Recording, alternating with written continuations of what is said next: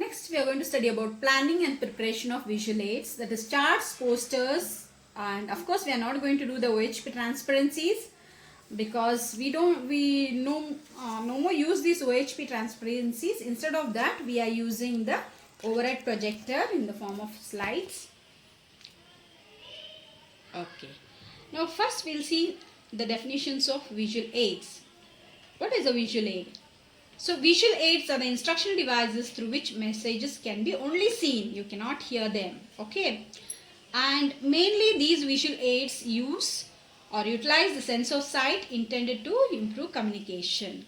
So visual aids can create interest and they can hold your interest, also help to teach more in a given length of time. Visual simplify, add emphasis, and also helps to clarify different points. So it is said that pictures play a very important role in visual communication.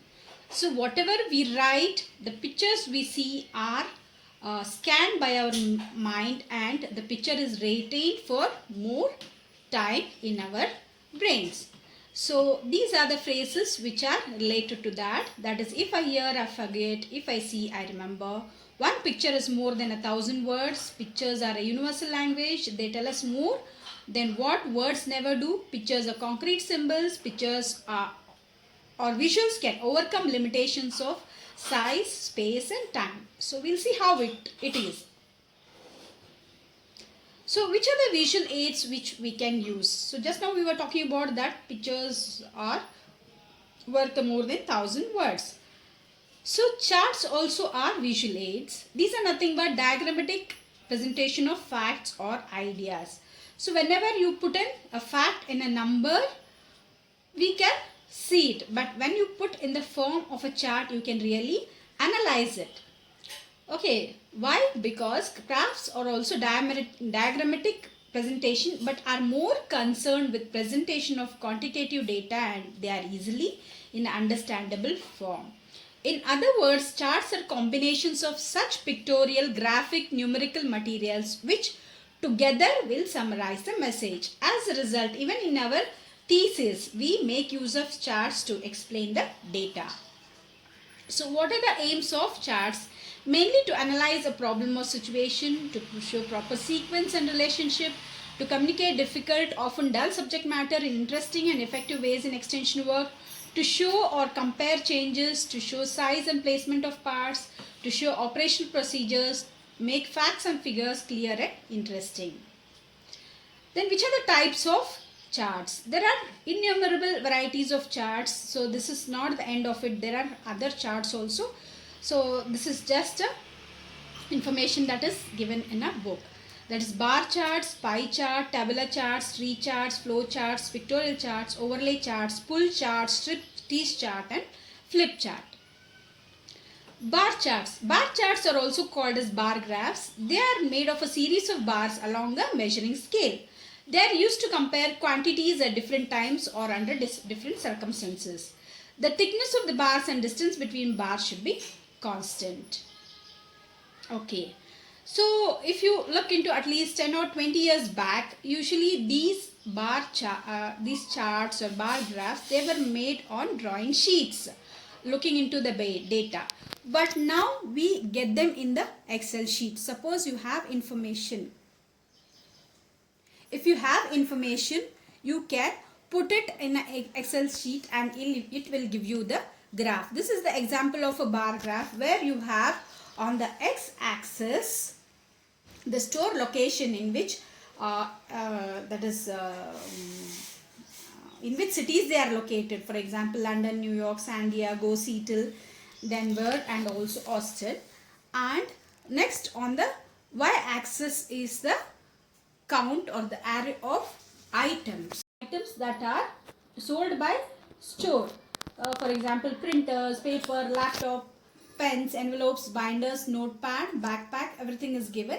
The same quantity is given, how much items are sold. For example, if you see Denver, the highest is the notepad. Okay, the highest sale is of the notepad which is in green in color. So you can make numerable bar graphs for your research also.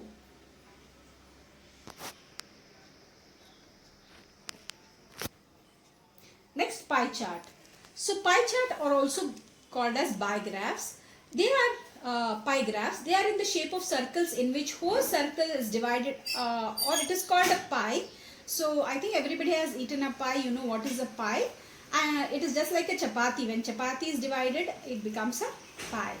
And used to show the percentage or proportions of the whole. Remember, pie chart is mainly used to show either the proportions or the percentages. And also used to show how several parts make up the whole. For example, egg composition. So what it has, how much fat, how much protein, calcium, minerals, like that.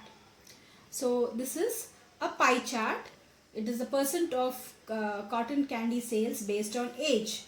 Okay, how much percent of cotton candy is sold based on the age group it is given. For example, if you see, it is mainly the 32, 39 year old people who use most of the cotton candies.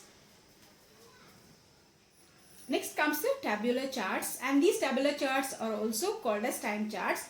They are in the form of tables. They are used to bring together in compact form a mass related data. For example, fertilizer recommendations for different crops or railway or class timetables.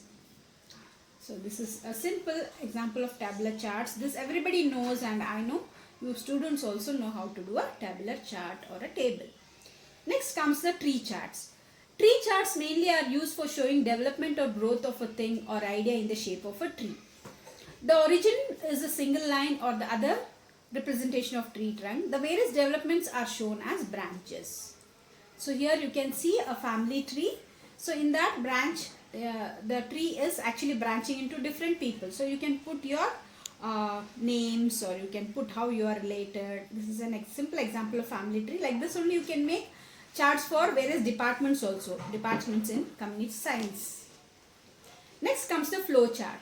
So flow charts are also known as organizational chart. These are they are shown by lines, arrows or rectangles. They are used to show organization structure or administrative relationship. So mainly we go for organization chart in the PowerPoint. So you get all these in the smart art section of PowerPoint. Next comes the pictorial charts. These are drawn with the help of pictures. They give the viewer a vivid picture and create rapid association with the use of graphic messages like cartoons, illustrations. Each visual symbol indicates quantities. Food grain production over the year, for example, that is population over the years. That can be put in the form of a pictorial chart. So here you can see the pictorial chart where you have on the x-axis the number of children, on the y-axis the mode of transport, that is through car, walking, bus. So here 4 people come by, or I think it is 8 people come by car. So they have put 4 cars over there like that. Next comes the overlay charts. Overlay charts consist of a number of sheets which can be placed one over the other conveniently, and this cannot be done on a computer. It is very difficult, but if you draw a manual chart on a drawing sheet, then it can be done. Then next comes the pull chart. So pull chart consists of written messages on large sheets. These charts are also known as strip-tease charts sometimes, and messages are pulled one after the other. It is just like animation we do in the PowerPoint slide. The strip-tease chart mainly is used to show suspense, where one after the other the matter is actually open to the public. So the name strip-tease chart. Next comes the flip charts. Flip charts are just like the table calendars which carry a series of ideas arranged sequentially on different sheets of paper.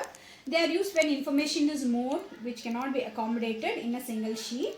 That time this flip charts are used. So this is a flip chart, example of a flip chart. Then as we know, the different materials required for tabulated data different materials required is the tabulated data, large sheets of paper, pencils, erasers and etc. Which you need for preparation of a chart. So actually preparation of a chart, for the practical assignment I would like to give you all some data and you will put them all in the form of a PowerPoint or a PowerPoint Smart Art organization chart. These charts you're going to do them practically and you're going to submit in my Google Classroom from my Google Classroom account. So I will give you the data. You please do the charts and send with a PowerPoint or a Microsoft Excel. So that will be the exercise for this theory. That is the same will hold good for the practical also. Thank you.